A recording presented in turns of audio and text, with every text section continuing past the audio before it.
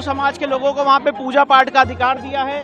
Court ने Bhojshala complex को राजा भोज का माना है, एक सरस्वती स्कूल माना है लर्निंग का। राजा भोज की, मां सरस्वती की, हिंदू वीर जिंदा हो, वीर शिवाजी जय। अभी जो लोग इसको अपनी जीत मान रहे हैं, जीत नहीं मानना चाहिए।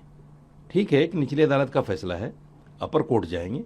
जैसे हमने बाबरी मस्जिद की लड़ाई को लड़ा है, खुलूस के साथ, ईमानदारी के साथ, प्रेम के साथ, हम इसी तरह ये लड़ाई भी लड़ना चाहते हैं। देखिए 2003 में एएसआई का जो आदेश था, उसी को मानकर मुसलमानों ने वहां नमाज शुरू की थी। एएसआई सरकारी इदारा है, उस पर किसी ने तलवार नहीं रखी, किसी ने बंदूक नहीं रखी कि भाई ये आदेश जारी करो।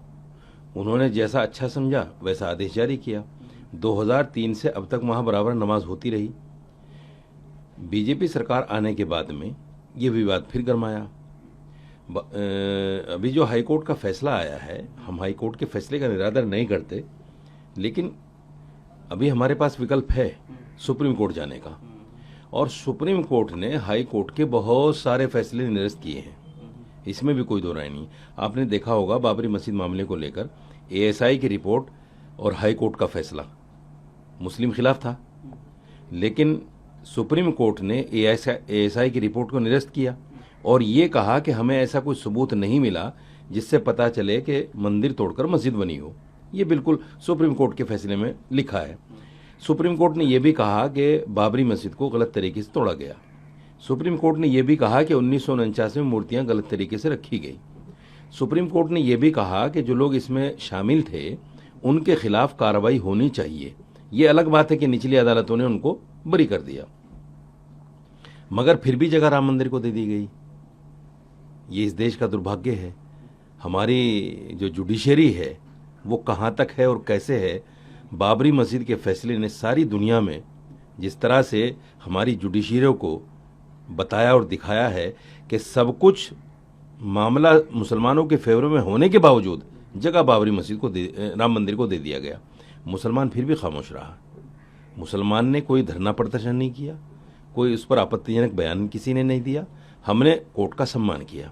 हाँ, इतना ज़रूर है कि कोर्ट ने जो जगह दी थी हमें, उसके अल्टरनेट हमने उसको स्वीकार नहीं किया। आज भी वो जो की तो पड़ी हुई है, कोई उसको लेने को तैयार नहीं है।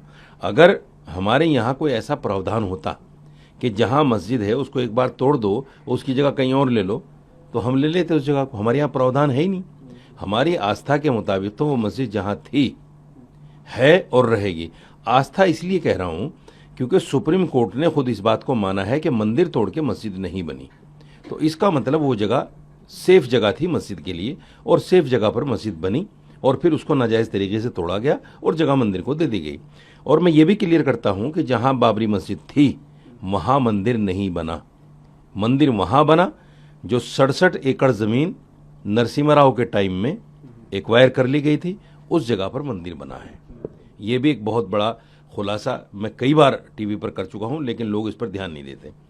वो जगह आज भी खाली है। अगर सरकार चाहती वहाँ मंदिर भी बन सकता था, वहाँ मस्जिद भी बन सकती थी, लेकिन सरकार नहीं चाहती क्योंकि उसका अपना वोट का मसला है। दूसरी बात, अभी जो लोग इसको अपनी जीत मान रहे हैं, जीत नहीं मानना चाहिए। ठीक है, एक निचली अदालत का फैसला है, अपर कोर्ट जाएंगे। अपर कोर्ट जो भी तय करेगा, मैं मुसलमानों से एक अपील और करना चाहता हूँ, इसमें भावुक होने की ज़रूरत नहीं है, इसमें अग्रेसिव भी होने की ज़रूरत नहीं है। जैसे हमने बाबरी मस्जिद की लड़ाई को लड़ा है, खुलूस के साथ, ईमानदारी के साथ, प्रेम के साथ, हम इसी तरह ये लड़ाई भी लड़ना चाहते हैं।